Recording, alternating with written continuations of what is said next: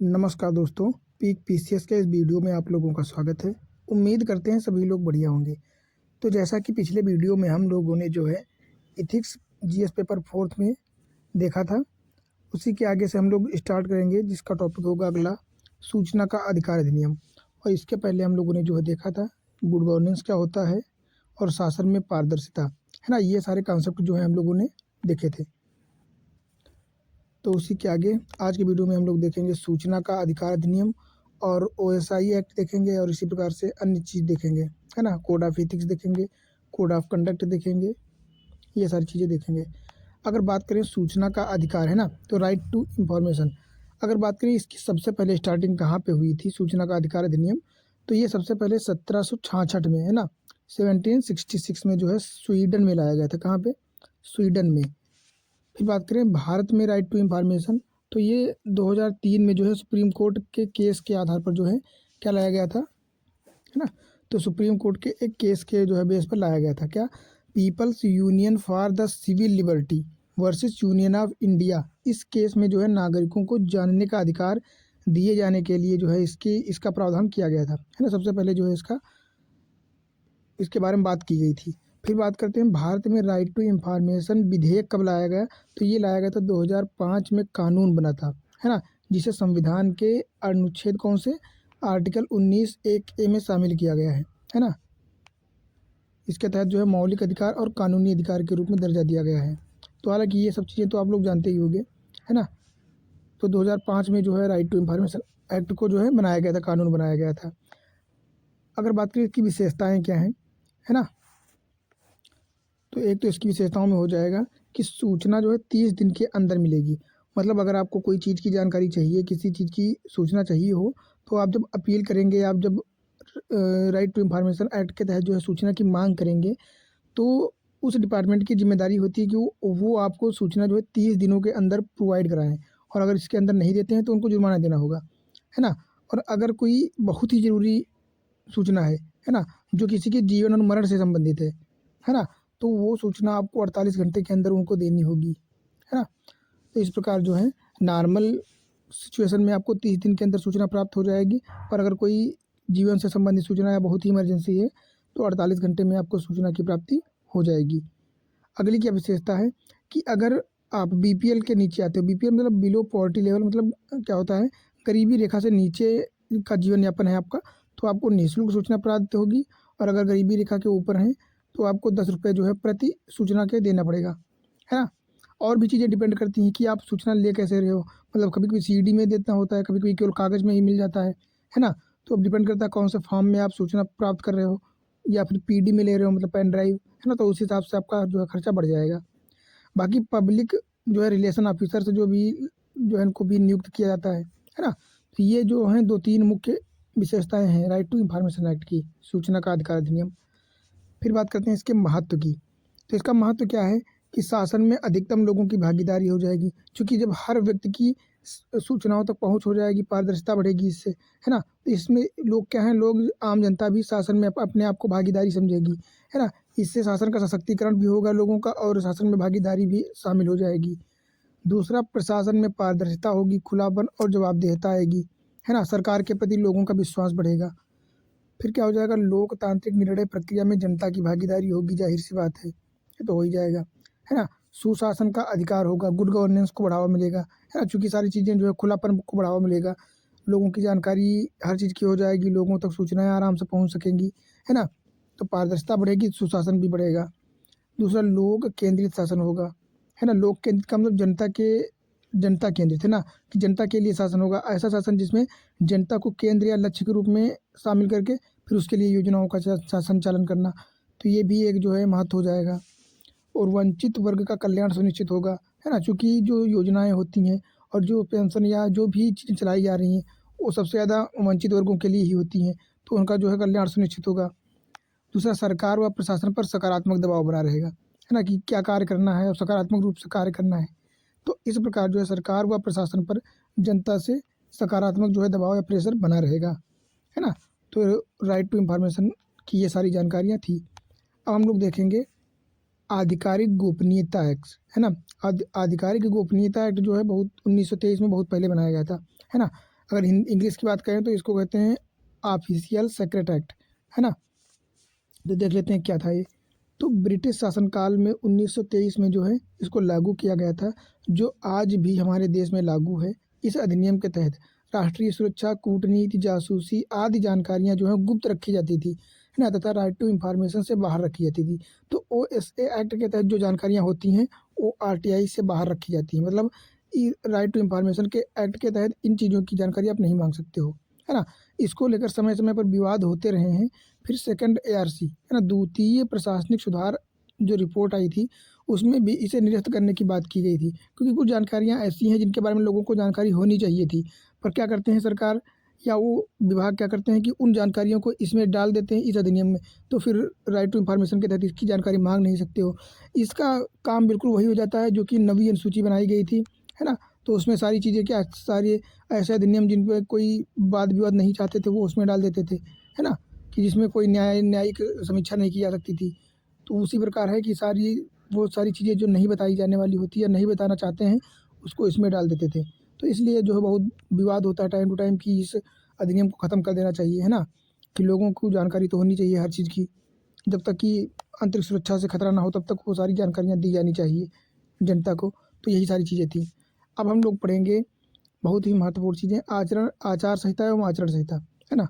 Code of ethics पढ़ेंगे, आचार संहिता या आचरण संहिता। बात करें कोड ऑफ एथिक्स की, तो नैतिक संहिता से तात्पर्य आदर्शात्मक सिद्धांतों के एक ऐसे समूह से है जो लोक सेवकों को नैतिक आधारों पर निर्णय निर्माण करने हेतु क्षमता निर्माण करते हैं, है ना। तो कोड ऑफ एथिक्स कुछ और नहीं, ये सिर्फ अच्छे अच्छे जो है मूल्यों का एक, सिद्धांतों का जो है एक समूह है कि आपको ये सारी चीज़ें करनी है, ये सारी चीज़ें नहीं करनी है, बस, और कुछ नहीं है।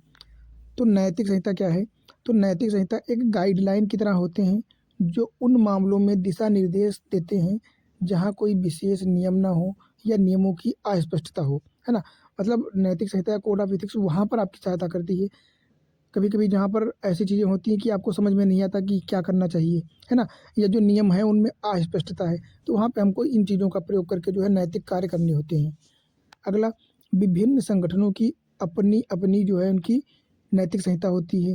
ज़रूरी नहीं कि सभी ऑफिस में, सभी ऑर्गेनाइजेशन में, सभी संगठनों में सेम चीज़ें हों, कहीं पर कुछ ना कुछ डिफरेंस हो सकता है ना। तो जिससे क्या है उसके सदस्य आसानी से वह समझ सकें और निर्णय ले सकें कि उनको क्या सही है, क्या गलत है, क्या करना है और क्या नहीं करना है ना। अगला क्या हो जाएगा, हालांकि भारत में सिविल सेवाओं हेतु कोई विशेष नैतिक संहिता का निर्माण नहीं किया गया है। तो इसका निर्माण कब किया गया था? तो सेकंड ARC की 4th रिपोर्ट में शासन में नैतिकता में सिविल सेवकों हेतु नैतिक संहिता की आवश्यकता पर बल दिया गया था, है ना। तो 1964 में, कब, 1964 में जो है संथानम समिति ने भी इसे दोहराया था। तो 1964 में संथानम समिति और सेकंड ARC की 4th रिपोर्ट, इन दोनों ने जो है इसको बढ़ावा या इसको प्राथमिकता देने पर बात की थी कोड ऑफ एथिक्स की। बात करें लोक सेवा अधिनियम 2007 में कुछ नैतिक संहिता इस प्रकार है ना। सिविल सेवकों हेतु नैतिक संहिता, कौन कौन से कार्य आपको करने होते हैं? सबसे पहले तो संविधान की प्रस्तावना में आदर्शों के प्रति निष्ठा, है ना, अपने संविधान का कभी भी उल्लंघन न करना किसी भी स्थिति में, और संविधान में जो प्रावधान किए गए हैं उनको ध्यान में रखना, तथा प्रस्तावना में जो आदर्श दिए गए हैं उनके प्रति अपनी निष्ठा को बनाए रखना, है ना। दूसरा क्या हो जाएगा, देश की सामाजिक सांस्कृतिक विविधता के प्रति सम्मान करना, है ना। देश की जो सामाजिक, सांस्कृतिक और आर्थिक विविधता है इसको बनाए रखना तथा इसको जो है संरक्षित करना और उसका सम्मान भी करना, है ना। मान लो आप राजस्थान में रहते हो तो वहाँ की संस्कृति अलग है, यूपी की संस्कृतियाँ अलग हैं, और मान लो उड़ीसा पहुँच जाओ तो वहाँ की अलग है। तो ऐसा नहीं है कि आप उड़ीसा में रहते हो तो राजस्थान की संस्कृतियों का सम्मान नहीं करोगे, है ना, केवल अपने आप को प्राथमिकता दोगे। तो ये सारी चीज़ें नहीं करनी होती हैं, सबको अपने समान जो है प्राथमिकता देनी होती है। अगला, तटस्थता और निष्पक्षता बनाए रखना, है ना। किसी भी राजनीतिक दल के प्रति लगाव नहीं, या किसी भी स्थिति में किसी भी राजनीतिक दल के पक्ष में आपको नहीं होना है ना। आपको तटस्थ रहना है। अगर किसी के पक्ष में समर्थन होने वाली बातें हैं तो हो सकते हो, अदरवाइज मतलब अपनी तरफ से या किसी स्वार्थ के बलबूते नहीं होना चाहिए ऐसा। दूसरा, वंचित वर्गों के प्रति करुणा बनाए रखना, है ना, क्योंकि उन्हीं के लिए आपका जो है नियुक्ति की गई है, उन्हीं की सेवाओं के लिए, तो आपको उनके प्रति तो करुणा बनाए रखना ही होगा। अगला हो जाएगा, निर्णय प्रक्रिया में उत्तरदायित्व, पारदर्शिता और सत्यनिष्ठा, है ना। आप अपनी निर्णय प्रक्रिया में आपको एक तो उत्तरदायी होना पड़ेगा और पारदर्शी तथा सत्यनिष्ठ, है ना, किसी भी स्थिति में अपने मूल्यों से भटकना नहीं है। तो ये सारी चीज़ें जो हैं नैतिक संहिता में शामिल की गई कि इन सारी चीज़ों को या इन मूल्यों को आपको फॉलो करना होगा, है ना। अब आता है आचरण संहिता, है ना। अभी तक हमने पढ़ा कोड ऑफ इथिक्स, अब पढ़ेंगे आचरण संहिता, कोड ऑफ कंडक्ट। तो कोड ऑफ कंडक्ट क्या होता है कि लोक सेवकों का व्यवहार ही लोक सेवकों के आचरण को सुनिश्चित करता है, जो लोकतांत्रिक व्यवस्था का प्रमुख आधार होता है। तो वहाँ पे देखो आचरण संहिता में क्या है, इसमें आपका व्यवहार या जो आप प्रैक्टिकली कर रहे हो, आप अपनी एक्टिविटी कर रहे हो, किस प्रकार से कर रहे हो, आपका सोचने का नज़रिया क्या है, या एक्चुअल में आप किस प्रकार निर्णय ले रहे हो, है ना। ये सारी चीज़ें होती हैं। और कोड ऑफ एथिक्स में क्या था, वहाँ पे एक मूल्यों का सेट बना दिया गया था और उसमें बता दिया गया था कि आपको ये करना है, ये करना है, ये करना है और ये नहीं करना है ना। तो वहाँ पे सिद्धांत थे और यहाँ पे व्यवहारिक रूप है, बस दोनों में इतना ही अंतर है। फिर बात करें आचरण संहिता, यह निर्धारित करती है कि संगठन के सदस्यों का संगठन के अंदर व बाहर किस प्रकार व्यवहार होना चाहिए, ये सुनिश्चित करता है। ऐसे आचरण भारत में मौलिक रूप से 1930 में अपनाए गए थे। कब? 1930 में, है ना। तो आचरण संहिता आपको बताता है आपको क्या करना है और आपको क्या नहीं करना है। ये क्या करना है मतलब ये, और ये सारी चीज़ें जो है नहीं करनी है। तो देख लेते हैं एक एक करके क्या करना है हमको। एक तो अपने कर्तव्य का पालन करना है जिस चीज़ के लिए आपको बुलाया गया है। अब अपनी ईमानदारी बनाए रखना है और सत्यनिष्ठा के साथ राजनीतिक दलों के प्रति सत्यनिष्ठा बनाए रखना, है ना, या तटस्थता बनाए रखना, ये सारे कार्य करने होते हैं। सरकारी योजनाओं व नीतियों का हमेशा समर्थन करना, किसी भी स्थिति में इनका उल्लंघन न करना। साधारण एक नॉर्मल जीवन शैली को अपनाना तथा अपने कार्यों के लिए जवाबदेह और पारदर्शिता को बढ़ावा देना तथा इस पर बने रहना, अमल करना, है ना। ये सारी चीज़ें जो है करना होता है आपको।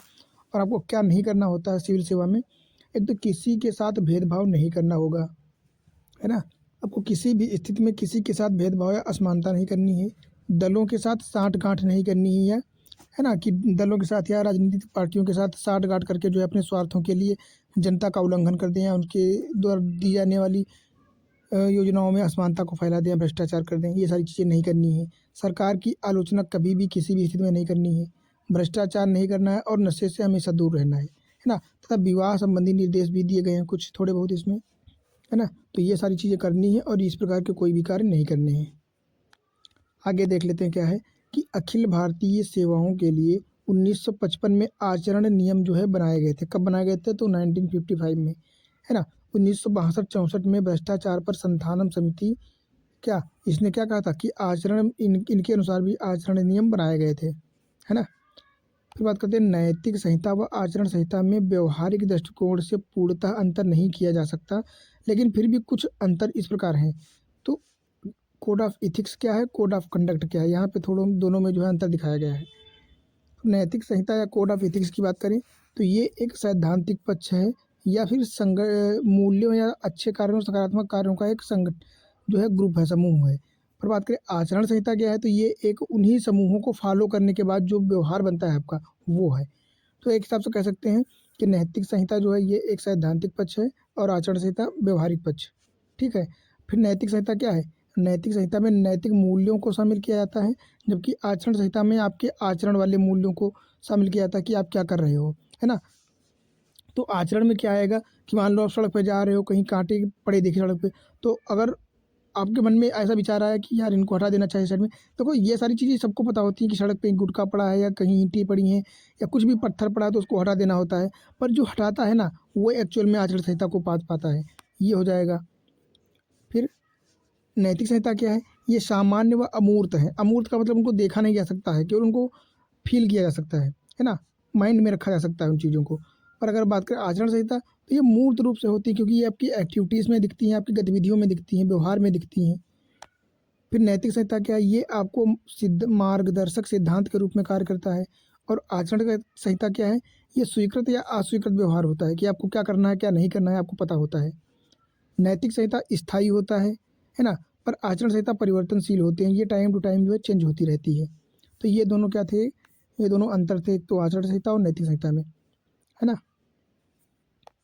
अब हम लोग क्या देखेंगे कि नैतिक संहिता व आचरण संहिता के उद्देश्य क्या होते हैं। तो नैतिक संहिता और आचरण संहिता के क्या उद्देश्य होते हैं। एक तो उद्देश्य होता है कि सत्यनिष्ठ बने रहना अपने कार्यों के लिए, है ना। उच्च व्यवहार बनाए रखना, उच्च व्यवहार मतलब ऐसे कार्य जो किसी को कभी प्रॉब्लम ना उत्पन्न करें, किसी की समस्या का समाधान करें केवल, है ना। और अपने कार्यों के लिए जवाबदेह बने रहना, है ना, जवाबदेह बने रहना। फिर पारदर्शिता, अपने कार्यों के प्रति पारदर्शिता को बढ़ावा देना। आपके अंदर नेतृत्व क्षमता अच्छी होनी चाहिए, है ना। भ्रष्टाचार में कमी करने वाले कार्य, जन कल्याण, अनुशासन को बनाए रखना, निष्पक्षता हो जाएगा, वस्तुनिष्ठता हो जाएगा तथा नैतिकता, प्रतिबद्धता, सत्यनिष्ठा, ये सारे मूल्यों को जो है अपने अंदर समाहित करना ही क्या है, नैतिक संहिता व आचरण संहिता के मुख्य उद्देश्य हैं। और इनके अनुसार ही अपनी गतिविधियों को जो है करना, उनको फॉलो करना, है ना, तथा लोगों से इस चीज़ की भी उम्मीद भी करना, है ना। तो ये सारी चीज़ें क्या हो जाएंगी, नैतिक संहिता व आचरण संहिता हो जाएंगी। तो इस प्रकार हम लोगों ने जो है इसमें 3-4 जो है कॉन्सेप्ट देखे हैं। बाकी इसके आगे वीडियो में हम लोग देखेंगे सिटीजन चार्टर्स, नागरिक घोषणा पत्र। हालांकि सिटीजन चार्टर हम लोगों ने पढ़ा भी था, उसमें सोशल गवर्नेंस में पढ़ा था, है ना। सो सिटीजन चार्टर भी पढ़ा था और राइट टू इंफॉर्मेशन एक्ट भी पढ़ा था, बाकी सारी चीज़ें भी पढ़ी थी। पर इसमें भी हम लोग देखेंगे और डिटेल्ड में देखेंगे एकदम बढ़िया से, है ना। तो यहाँ तक उम्मीद करता हूँ कि सभी लोगों को समझ में अच्छे से आया होगा। बाकी उम्मीद करता हूँ कि अब वीडियो को लाइक कर दीजिएगा, सब्सक्राइब कर लीजिए चैनल को, ताकि इसके बाद शुरू करने वाला हूँ मैं दूसरी सीरीज। इसमें हम लोग एक तो इंडियन ज्योग्राफी देखेंगे, है ना, हैंड रिटेन नोट्स से एकदम बढ़िया से ज्योग्राफी और इंटरनल सिक्योरिटी, इन दोनों टॉपिक्स को स्टार्ट करेंगे, है ना। तो आप लोगों को वो भी शायद अच्छी लगेगी सीरीज एकदम बढ़िया तरीके से। बाकी मिलते हैं अगले वीडियो में जो है अगले टॉपिक के साथ।